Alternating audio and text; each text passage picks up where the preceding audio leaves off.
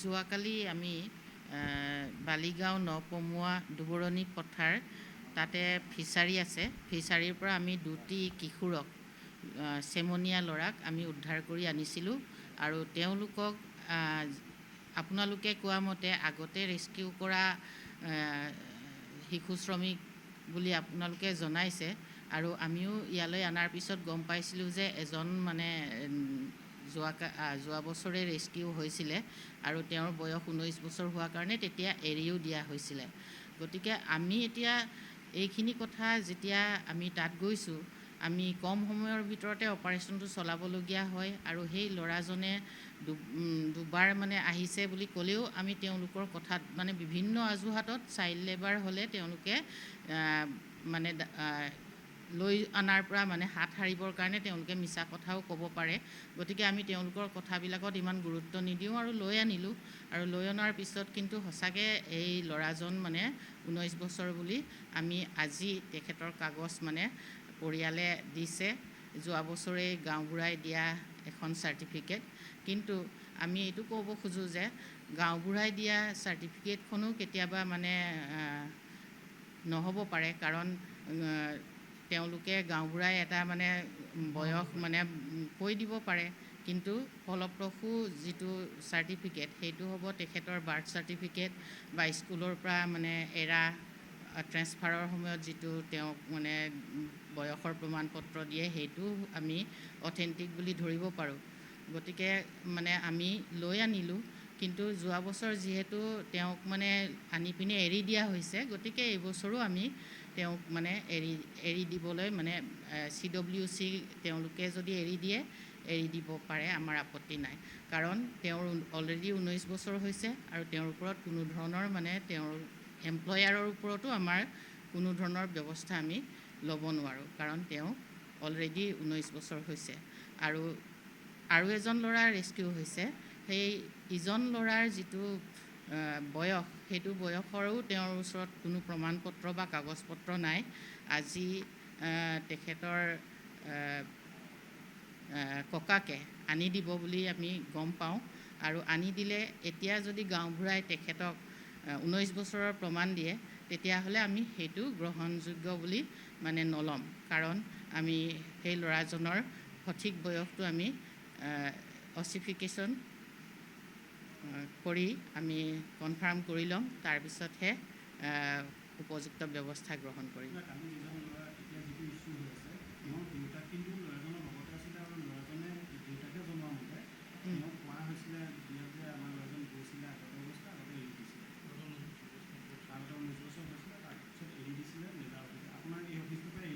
তেওঁৰ মুখৰ কথাত তেতিয়া আমি পতিয়ন কেনেকৈ যাম? তেওঁতো পিছতহে কাগজখন আনিছে।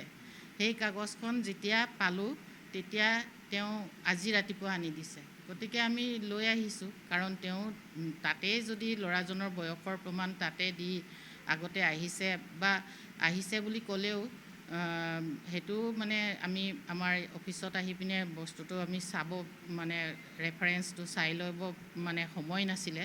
গতিকে তেওঁ মুখেৰে কৈছে যে আগতে আহিছে বুলি, তেতিয়া যদি তেওঁ বয়সৰ প্ৰমাণটো মানে লগতে ৰাখি পিনে আমাৰ হাতত ধৰাই দিয়া হ'লে আমি তেওঁক এৰি আহিলোহেঁতেন। সেইটোৱে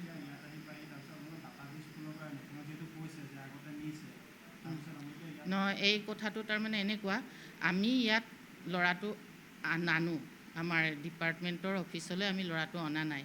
আমি তাতে ৰেস্কিউ কৰাৰ পিছতেই আমি চাইল্ড লাইনৰ হাতত ল'ৰাটো এৰি দিছোঁ আৰু তেওঁলোকক মানে আমি কাগজ পত্ৰ দি চমজাই দিছোঁ আৰু তেওঁলোকে গৈ চাইল্ড কেয়াৰ হোমত CWCৰ ওচৰত মানে লগে লগে প্ৰডিউচ কৰে।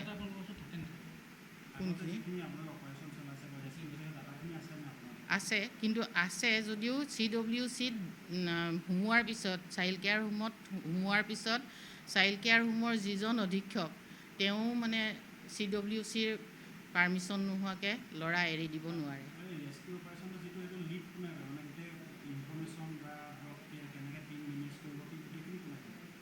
সেই গোটেইখিনি আমাৰ ৰেস্কিউ অপাৰেশ্যনটোৰ মানে খবৰ পোৱাৰ পিছত আমি বিভিন্ন ডিপাৰ্টমেণ্টলৈ আমি চিঠিবিলাক পঠিয়াওঁ আৰু পঠিয়াই পিনে আমি সকলো সদস্যক মানে এলাৰ্ট কৰি দিওঁ আৰু এলাৰ্ট কৰি দিয়াৰ পিছত আমি তেওঁলোকৰ লগত আলোচনা মৰ্মে আমি দিন এটা ঠিক কৰোঁ আৰু সেই দিনটোত আমি যাওঁ ৰেস্কিউ কৰিবলৈ।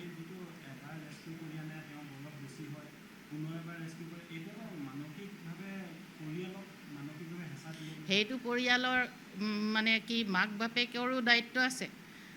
প্ৰথম যেতিয়া ৰেস্কিউ হ'ব তেতিয়া তেওঁক কনচালটেশ্যন দিয়া হয় যে আপুনি এটা মানে মাক বাপেকৰ কাৰণেও ধাৰা আছে। মাক বাপেকে প্ৰথম যদি দুখী হ'লে তেওঁক ৰেস্কিউ কৰাৰ পিছত তেওঁক মানে বুজোৱা হয় যে আপুনি আকৌ চাইল্ড লেবাৰজনক মানে আপোনাৰ ল'ৰাক চাইল্ড লেবাৰ কৰিবলৈ আপোনালোকে নপঠিয়াব, সেই বুজনিটো দিয়া হয়। তাৰপিছত তেওঁ যদি আকৌ ৰিপিট কৰে ঘটনাটো, নহয় সেইটোতো আমি তাত ফিল্ড চিটুৱেশ্যনত গম পোৱা নাই ন, গম পোৱা নাই।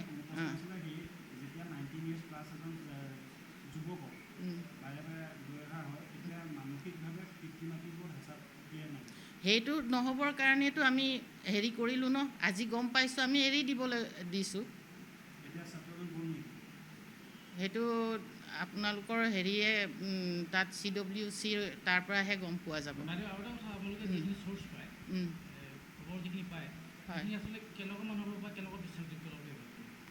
সেইটো 1098ত কোনোবাই কল কৰিলেই আমি যাওঁ, কাৰণ সেইটোতো আমি যাবই লাগিব।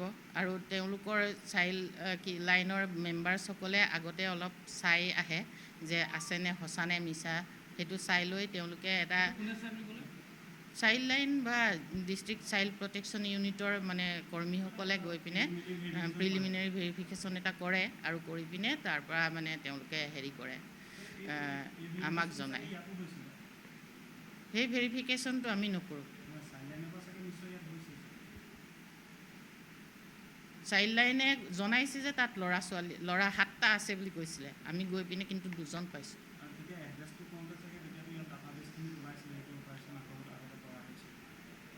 নাই, আমি এড্ৰেছ নেজানো বুলি কৈছোঁ ন। তেওঁলোকৰ তাত ইনফৰমেশ্যন থাকে, তেওঁলোকে নিজে কৰি লয়। তাৰপিছত আমাক জনাই, যিদিনা আমি ৰেস্কিউ কৰিব যাওঁ সেইদিনাই আমাক মানে লোকেশ্যনটো জনাই দিয়ে।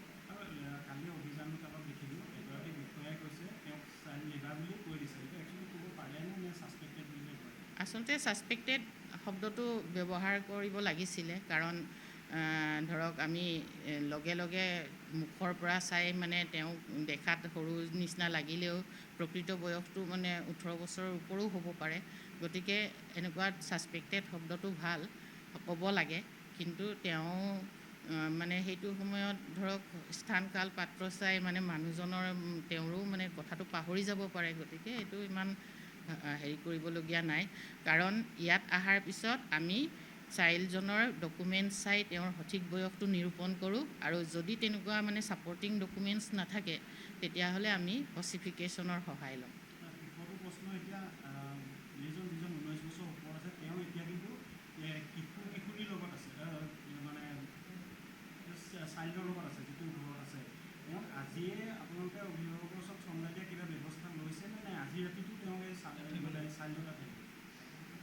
সেইটো CWCৰ হাতত আমাৰ চমজাই দিয়াৰ পিছত আমাৰ মানে তাত নাথাকে। CWCয়ে যি তেওঁলোকৰ যদি ৰাখিব পৰা ব্যৱস্থা আছে বা তেওঁলোকে ৰাখিম বুলি ভাবে, তেতিয়াহ'লে আমাৰ ক'বলগীয়া তাত একো নাথাকে। CWCৰ লগত মই যোগাযোগ কৰা নাই, মই এতিয়া কৰিম। মই এইটো কৈছোঁ যে তেওঁক মানে মাক বাপেকে যেতিয়া আনিলে কাগজখন, অনাৰ পিছত তেওঁক লৈ যাবলৈ মাক বাপেকৰ সেইটোত CWCৰ ওচৰত যাব কৈছোঁ, আৰু যোৱাৰ পিছত মাক বাপেকে CWCয়ে যদি যাব দিয়ে যাবগৈ তেওঁলোকে, সেইটো কথা। আমাৰ আপত্তি নাই, মানে যোৱাত আপত্তি নাই, যাবলৈ দিছোঁ। সেইটো বাপেকে কাগজখন আনিলে, অনাৰ পিছত আমি সেই কাগজখন চাই লৈ যাবলৈ। যিকোনো খবৰৰ বাবে যোগাযোগ কৰক আমাৰ এই নম্বৰত 9181 307 2221।